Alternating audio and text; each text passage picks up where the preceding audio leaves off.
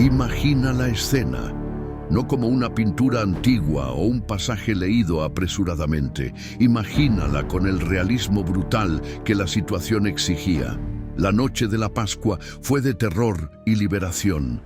El ángel de la muerte pasó, y con él el decreto del faraón fue quebrantado. Ahora, bajo un cielo aún oscuro, teñido por el amanecer inminente, una orden se esparce como fuego en paja seca. Partid. No hay tiempo para planificar, no hay comités de logística. Solo existe la urgencia divina y el miedo de un imperio que puede cambiar de opinión en cualquier instante. Lo que siguió no fue una migración organizada, fue un éxodo caótico, un río de humanidad vertiéndose fuera de Egipto. Las escrituras en Éxodo 12:37 nos dan la escala militar, unos 600.000 hombres de a pie, sin contar los niños. Cualquier historiador o demógrafo sabe que este número, al incluir mujeres, ancianos y niños, apunta a una población que fácilmente supera 1 millón de almas. Y con ellos, la Biblia añade: subió también una gran multitud de toda clase de gentes y ovejas y ganados, una posesión inmensa, una nación entera desarraigada en una sola noche. Ahora detengamos la narrativa y apliquemos la lente fría de la lógica moderna, la misma que nuestros escépticos usan para descartar lo que no pueden explicar. 1 millón de personas, en uno de los entornos más hostiles del planeta, el desierto del Sinaí. El desafío logístico es tan colosal que raya en lo absurdo. Ningún general, ningún ingeniero, ningún gobierno moderno se atrevería a ejecutar una operación de esta magnitud sin años de preparación y una infraestructura de billones de dólares. Vamos a los números, pues ellos revelan la verdadera dimensión del milagro. Agua. En el calor abrasador del desierto, la necesidad mínima por persona para beber y cocinar sería de 4 litros diarios. Para 1 millón de personas, eso significa 4 millones de litros de agua. Todos los días. Visualiza lo que eso significa. Sería necesario el equivalente a más de una piscina olímpica y media de agua potable surgiendo de la nada cada 24 horas. ¿Y los animales? Los rebaños necesitarían múltiplos de eso. ¿De dónde vendría esa agua? Ahora, la comida. Una ración diaria modesta de 1,5 kilos por persona sumaría 1.500 toneladas de alimento por día. Para transportar esa cantidad hoy se necesitaría una flota de 60 camiones de gran tonelaje, formando un convoy que se extendería por kilómetros. Ese convoy tendría que llegar, descargar y distribuir su contenido a 1 millón de personas hambrientas día tras día sin fallar. Y lo que entra tiene que salir. La cuestión del saneamiento es una pesadilla logística que por sí sola debería haber aniquilado al pueblo. Una población de este tamaño, acampada en proximidad, sin sistemas de alcantarillado, generaría toneladas de desechos humanos y animales diariamente. Sería un terreno fértil para el cólera, la disentería, la fiebre tifoidea. Cualquier epidemiólogo afirmaría que una plaga era inevitable. Sería solo una cuestión de semanas hasta que la enfermedad diezmara a la población. Sin embargo, partieron, con panes que no tuvieron tiempo de leudar, con el ganado que lograron reunir y con la fe debilitada de 400 años de esclavitud. No eran un ejército entrenado, sino una multitud de esclavos liberados, vulnerables, lentos y sin preparación para lo que estaba por venir. Cada paso hacia la vastedad arenosa era un paso hacia lo imposible. La ciencia, la lógica y la estrategia militar declaran al unísono: esta jornada era una sentencia de muerte. Pero lo que ellos no sabían y lo que el mundo llegaría a presenciar es que su logística no era de este mundo.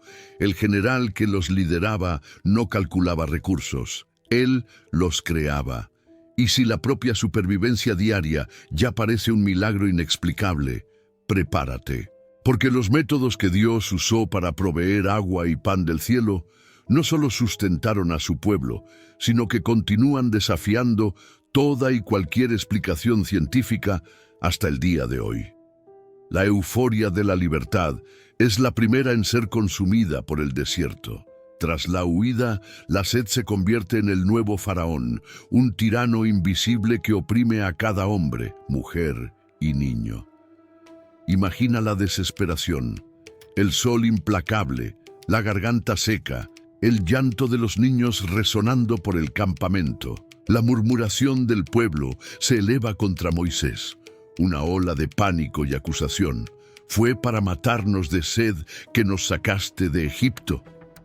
La fe frágil, forjada en la prisa, comenzaba a resquebrajarse bajo el calor. Es en este punto de ruptura humana que la ingeniería divina se manifiesta de forma espectacular.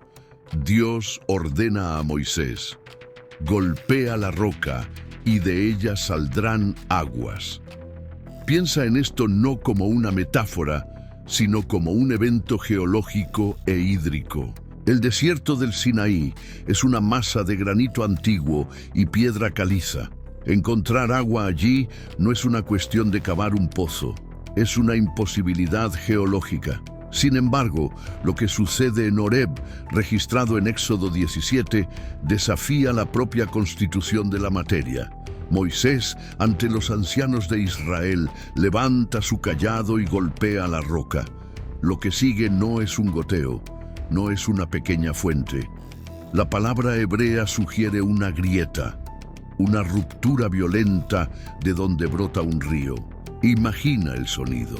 Primero, el chasquido seco de la madera contra la piedra maciza, seguido por el trueno de la roca partiéndose y finalmente el rugido de millones de litros de agua pura y fría, brotando y formando arroyos que corrían por el campamento. Esto no fue un truco de ilusionista, fue un milagro de ingeniería hidráulica a escala monumental, proveyendo la piscina olímpica y media de agua diaria que calculamos necesaria, de una fuente que, según la ciencia, no debería existir. Con la sed saciada, un nuevo clamor se levanta: el hambre. La memoria de la esclavitud es corta, pero la memoria del estómago es implacable. El pueblo recuerda el pan, el pescado, los pepinos de Egipto, y nuevamente la duda envenena el campamento. La respuesta de Dios a esta crisis no es solo comida, sino un sistema de sustento diario tan meticuloso y lleno de reglas que anula cualquier intento de explicación natural. Surge el maná. Éxodo 16 lo describe como una cosa menuda, redonda, como semilla de culantro, blanca, y su sabor como de hojuelas con miel. Algunos escépticos han intentado reducirlo a la resina de tamariscos o secreciones de insectos. Pero estas teorías simplistas se desmoronan ante el código sobrenatural que regía el maná. Primero, aparecía con el rocío todos los días, excepto uno. Segundo, cada persona debía recoger solo lo necesario para sí, la medida de un gómer por cabeza. Si recogían de más, la comida se pudría y criaba gusanos al día siguiente. Una lección diaria contra la codicia. Tercero, el viernes se instruía al pueblo a recoger una porción doble y milagrosamente el maná recogido el viernes no se pudría. Permanecía fresco para el sábado. Cuarto, en el día del sábado, el día sagrado de descanso, el maná simplemente no aparecía. Ningún fenómeno natural obedece a un calendario semanal. Ninguna resina de planta o secreción de insecto sabe distinguir el viernes del domingo. El maná era más que nutrición. Era un reloj divino, un maestro silencioso que enseñaba dependencia de Dios, disciplina personal y la santidad del descanso. Durante 40 años, esta comida celestial, perfectamente balanceada, sustentó a una nación. Un milagro logístico y nutricional que se repetía cada amanecer. Con agua brotando de la roca y pan descendiendo de los cielos, la supervivencia física estaba garantizada. Pero, ¿cómo navegar por un desierto sin mapas y cómo defenderse de enemigos mortales? La respuesta estaba sobre sus cabezas, un GPS divino y un arma de guerra que los guiaba de día y los protegía de noche. Imagínate en medio de la vastedad del Sinaí. No hay caminos, no hay señales, no hay puntos de referencia, solo un mar interminable de arena y roca bajo un sol que no perdona. Para 1 millón de personas, la desorientación significaría una muerte segura. Perderse, incluso por un día, podría llevar al agotamiento fatal de sus recursos hídricos. La navegación no era un lujo, era la delgada línea entre la vida y la muerte. Y en este escenario de caos geográfico, Dios proveyó la brújula más espectacular jamás registrada en la historia de la humanidad. Las Escrituras, en Éxodo 13, nos presentan a esta guía sobrenatural. Y Jehová iba delante de ellos de día en una columna de nube para guiarlos por el camino, y de noche en una columna de fuego para alumbrarlos, a fin de que anduviesen de día y de noche. Diseccionemos esta afirmación, despojándola de cualquier interpretación puramente poética y analizándola como una tecnología divina. La columna de nube. Durante el día, el desierto es un horno. Las temperaturas pueden superar fácilmente los 45 grados Celsius.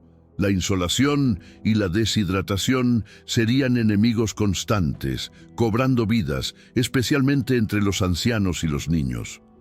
La columna de nube no era una nube común y pasajera. Era una presencia constante, masiva, vertical. Piensa en ella como un gigantesco sistema de control climático. Se movía sobre el pueblo, proyectando una sombra colosal que aliviaba el calor brutal, reduciendo drásticamente la pérdida de agua por transpiración y haciendo posible la marcha. Era un escudo atmosférico, un aire acondicionado divino que los protegía del enemigo más implacable del desierto, el propio sol.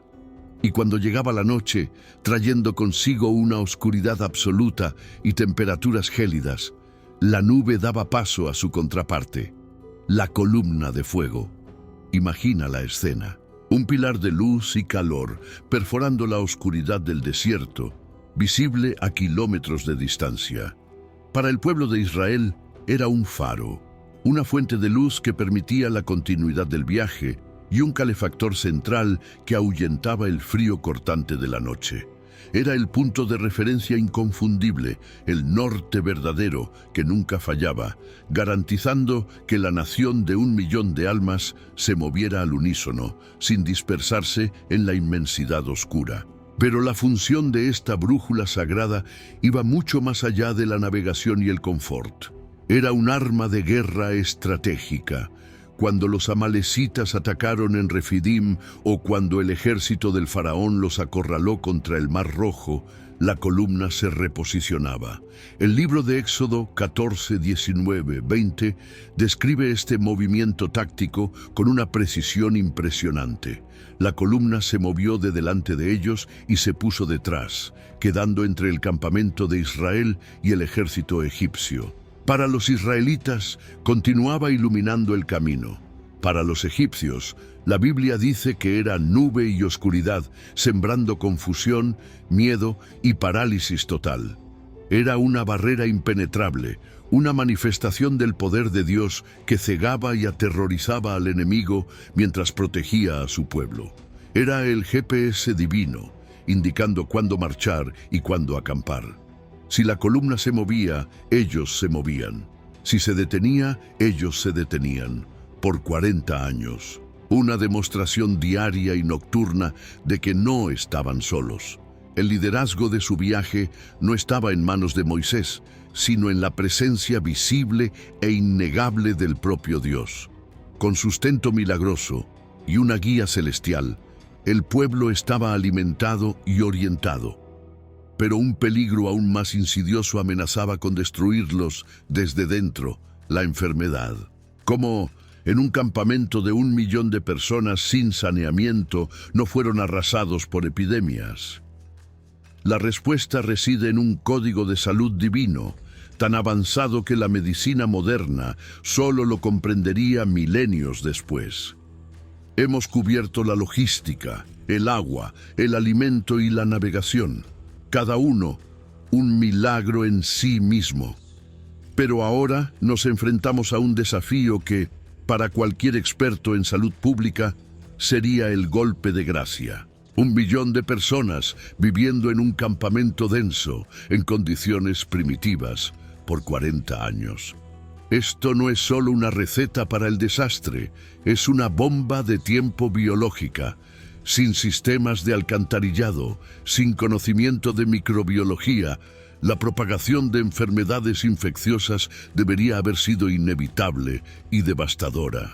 La nación de Israel debería haberse convertido en su propia plaga, un cementerio a cielo abierto, víctima de enemigos microscópicos mucho más letales que el ejército del faraón. Sin embargo, eso no sucedió. ¿Por qué? La respuesta no está en su inmunidad natural o en su resiliencia, sino en un conjunto de leyes que para la época eran tan extrañas y avanzadas que solo pueden describirse como conocimiento revelado. Mientras el mundo antiguo vivía en la ignorancia sanitaria, Dios entregó a Moisés un código de salud pública e higiene tan eficaz que la ciencia moderna tardaría más de 3000 años en comenzar a comprender. Analicemos los hechos. El libro de Deuteronomio 23, 12, 13 establece un mandato de una simplicidad genial. Tendrás un lugar fuera del campamento, a donde salgas.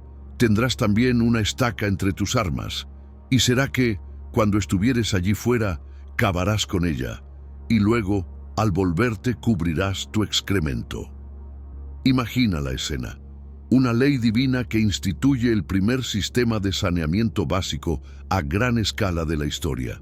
Este único mandamiento, el de enterrar los desechos humanos, impedía la contaminación del suelo y de las fuentes de agua, rompiendo el ciclo de transmisión de enfermedades mortales como el cólera y la fiebre tifoidea.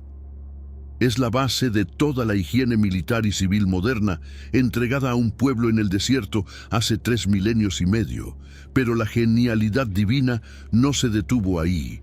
El libro de Levítico, capítulo 13, detalla un protocolo meticuloso para tratar las enfermedades infecciosas de la piel, a menudo traducidas como lepra.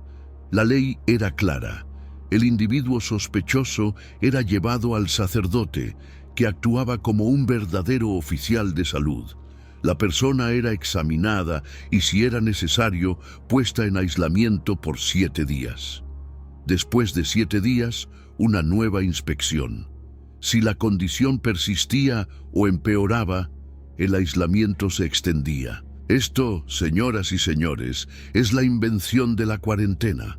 Un concepto que la Europa civilizada solo aplicaría durante la peste negra, miles de años después, y aún así de forma rudimentaria.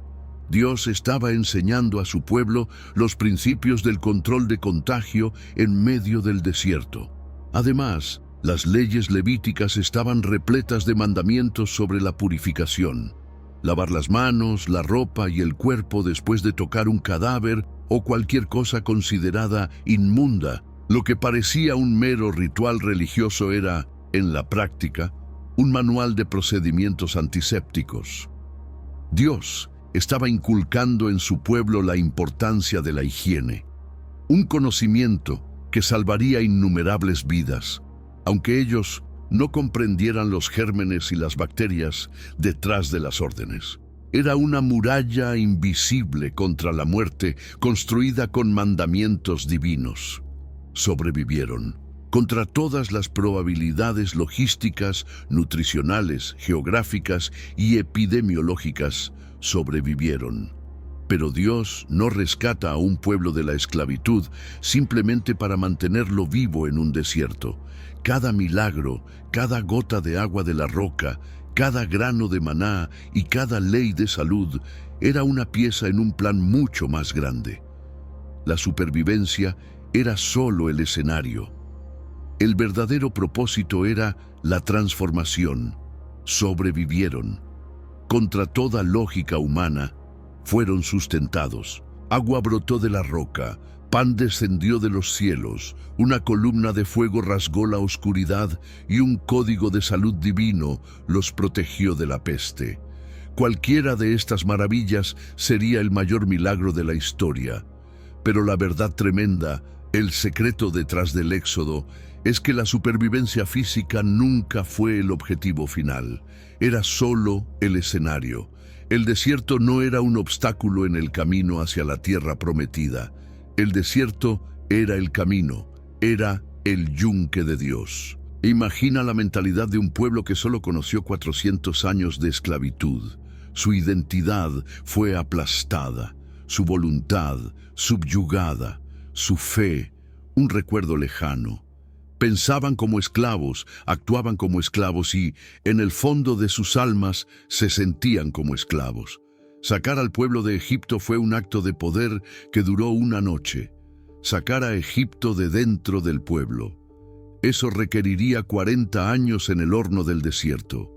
Cada prueba fue una lección meticulosamente planeada. Cada desafío fue una herramienta para romper las cadenas que aún ataban sus almas. Cuando la sed los afligió, aprendieron que la provisión ya no venía de la mano de un faraón, sino de la mano de un Padre Celestial. Tuvieron que abandonar la murmuración y aprender a orar. Cuando el hambre llegó, el maná diario les enseñó la lección más difícil de todas: la dependencia. No podían almacenar, no podían confiar en su propia prudencia. Tenían que confiar cada amanecer en que Dios proveería. Era la cura divina para la ansiedad del esclavo. Cuando los enemigos los atacaron, no tenían un ejército entrenado ni armas sofisticadas. En su batalla contra los amalecitas, la victoria no vino de la fuerza de sus espadas, sino de los brazos levantados de Moisés en la cima del monte. Aprendieron de forma visceral que sus batallas se ganaban de rodillas, que el poder que los defendía no era humano, sino divino. Y entonces, en el corazón de este viaje de purificación, llegaron al pie de una montaña que temblaba y humeaba: el monte Sinaí. Este fue el momento culminante de la historia, donde Dios no solo habló con un hombre en una zarza ardiente, sino que descendió en fuego y gloria para hablar con una nación entera. Allí, en aquel lugar terrible y sagrado, dejaron de ser una banda de refugiados fugitivos. Allí, al recibir la ley, los 10 mandamientos y las ordenanzas, recibieron una identidad. Dejaron de ser los esclavos hebreos de Egipto y se convirtieron en la nación de Israel, el pueblo del pacto, un reino de sacerdotes. Dios les estaba dando una constitución, un propósito y un nombre sagrado. El desierto los vació de su identidad egipcia para que Dios pudiera llenarlos con un destino divino. El viaje por el desierto no es una historia sobre las dificultades de la supervivencia, es la historia épica de una transformación. Es la prueba de que Dios no nos guía alrededor de los desiertos de la vida, sino que nos conduce a través de ellos, pues es en el calor de la prueba donde las impurezas se queman y el verdadero carácter se forja. Aquel 1.000.000 de personas que salió de Egipto no fue el mismo que llegó a las fronteras de Canaán. Esclavos murieron en la arena y una nación santa, probada y preparada, nació del polvo. Aprendieron que el Dios que los liberó era lo suficientemente poderoso para sustentarlos, guiarlos, protegerlos y, sobre todo, transformarlos en su pueblo elegido.